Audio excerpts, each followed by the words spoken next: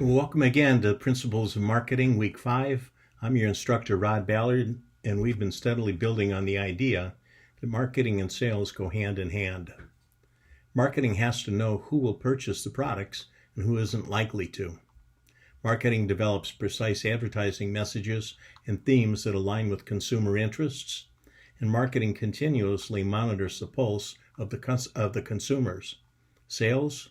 Well, in some cases, sales calls on the end users, like Goodyear may call on Lexus, but not just for the obvious tires, but also for the not so obvious, those niches like rubber body molding, rubber window and door insulation, and anything that happens to be in Goodyear's core competencies, anything rubber. In other instances, salespeople make calls and visits to retail products and retail stores and store managers, and they manage inventory on hand. They design local advertising campaigns, they configure product positioning on store shelves, and many other business matters. In the process, as you can expect, a relationship develops between buyers and salespeople. Week 5 looks much further into the marketing side. We'll be reading chapters 13, 14, and 15, and of course the quizzes and the PowerPoint slides and the SmartBook reviews are all the same chapters, 13, 14, and 15. I've got a discussion board this week, which should be interesting in what is integrated marketing communications and how can today's organizational leaders integrate IMC into their marketing efforts. And then, so that'll be, and then we'll do our research run, run 3 of the marketing simulation program. I hope you're enjoying that because most people report that as one of the most enjoyable parts of this course.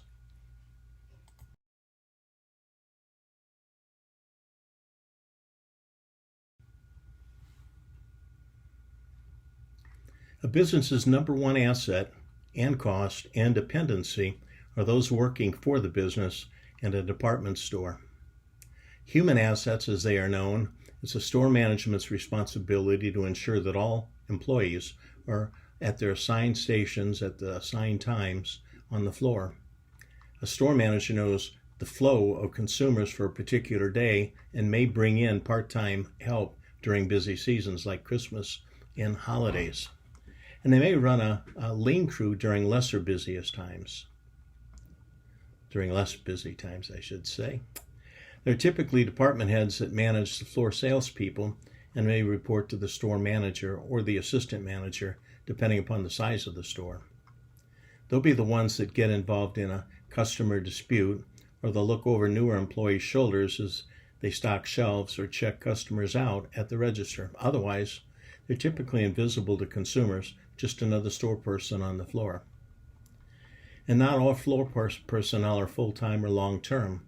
Again, some fill in during seasons like Christmas rush, and some are transitory between their normal jobs through layoffs and terminations.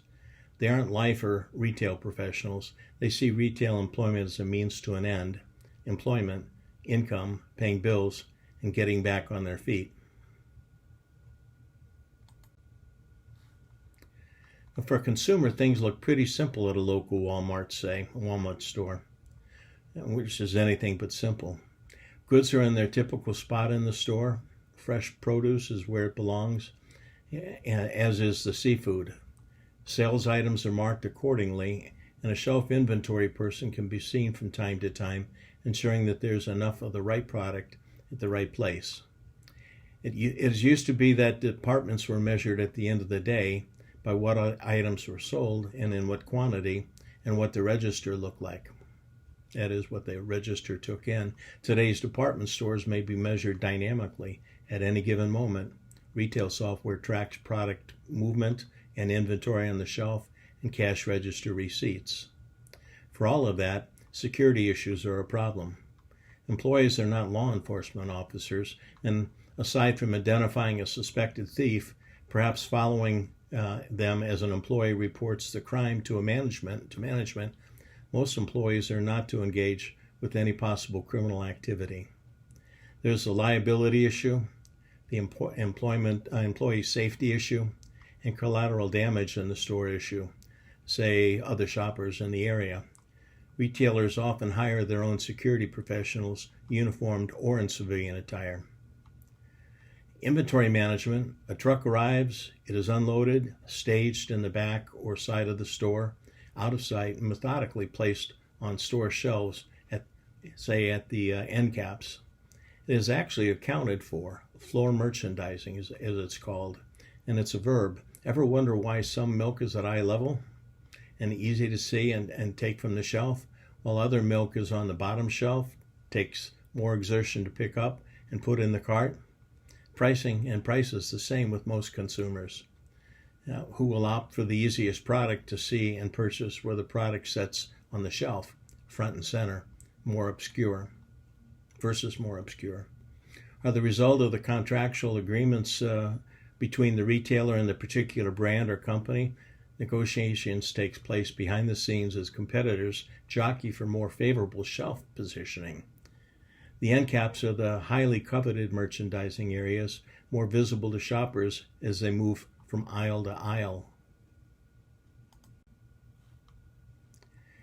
A business that doesn't stay involved is not successful, and it seems obvious, but purchasing an expensive or a complicated item, a refrigerator with a warranty, a consumer may or may not, and should not be perfectly comfortable with purchasing from a store that doesn't appear to be stable, not in it for the long haul. Roy's Closeout store, for example, here today and gone tomorrow. And financial performance is the number one determinant of store longevity. Still, some stores operate at skinny margins, even at a loss, and are offset by stores that are more profitable in the big picture. Internet sales have driven brick and mortar retailers to look at new ways to add value to a customer's shopping experience. Price matching takes care of the relative cost of shopping locally and shopping online. It depends upon the consumer making the retailer aware of their intent to purchase a product on the internet at a certain price. Verification of the price by the retailer, it takes a little while too. Merchandising is about inventory, and inventory is about movement. Ugly inventory, that's what stagnant inventory is referred to, may cost the retailer 1.5% per month just in the holding cost on slow-moving inventory. It doesn't take time and very long before the cost of holding ugly inventory exceeds the margins expected from the sale of the product. That is what leads to markdowns, and better for a retailer to earn some than none. Mentioned a few minutes ago that a retailer's perspective, the largest expense being employees and people's assets. The next highest expense is what people buy, and again, that's inventory. Simply put, if the gross profit is 6% and the cost of carrying inventory is 1.5 per month, cumulative and compounded spread across every item in the store, inventory and what you don't see in the stock rooms and the company-owned distribution centers, it doesn't take very long to whittle away profits by incurring inventory expenses. So it is tightly controlled, as it should be. And this week we'll be looking at Integrated Marketing Communications, or IMC, which plays a big part in attracting customers to specific stores to purchase specific brands or products. A familiar logo, a brand, is seen on TV or in social media, even on digital billboards, draws consumers to a shoe store to buy Nike Air Jordans, if they're still on the market. That is the Air Jordans. Or to the Apple store in the mall to buy that new iPhone. Even Bed Bath & Beyond get into the offering multiple brands to appeal to the taste of a variety of people. Consumers are widely different in terms of their interests and tastes. That's just normal. Now, at one time I felt sorry for retailers who found themselves defenseless against the war between themselves and the up-and-coming e-tailers. We tend to think that Amazon and eBay and all of the e-tailers are wiping out the retail stores, and it's easy to see as shopping malls close, large retailers like Macy's, they close stores, and even the legendary success of Sears and Roebuck out of business. I wonder, did they fail to adapt to the market changes, or from a life cycle standpoint? Did they just run their course? But before I cry too loud, even with the increasing growth rate of e-commerce, in 2020, in-store retailing exceeded $3 trillion. That's in-store brick and mortar, $3 trillion. Retailers have been at this for some time. They adapt, they maneuver, and they undoubtedly own the lion's share of the retailing, notwithstanding the e-tailers nibbling away at their volume. This graph shows what is actually happening in the marketplace, and if we take the trajectory of the e-tailers, take that orange ramping up from left to right, from 2015 to 2020, it would seem that in a dozen years or so, we could turn this graph upside down and the retailers, well, they'd be a thing of the past, right? And guess who has learned how to do e-commerce? Brick and mortar have learned how to sell online too. It looks like growth curve to me. And if you can't beat them, you join them, says the retailers. Two can play that game, and all to the benefit of the consumers who have plenty of choices in how and where they buy products. The percentage of growth over a 10-year period shows retail, and that would be the blue series, and e-tail, the orange series, just about tracking one another in terms of annual growth. Not market share and not volume, but just in annual growth. Retail still sells the most product each year after year during these same periods. But look at what happened during the 2019 and 2020, or the 2019-2020 period, when people were locked down and forced to stay at home and away from business establishments. E-commerce shot through the roof, serving the continuing needs of the consumers, notwithstanding the lockdowns. And who are the dominant online retailers referred to as e-tailers now? You know most of them. I'm not sure how Dell, the PC manufacturer, made it on this list, but there they are. And as of 2021, Kroger, grocery stores online? Really?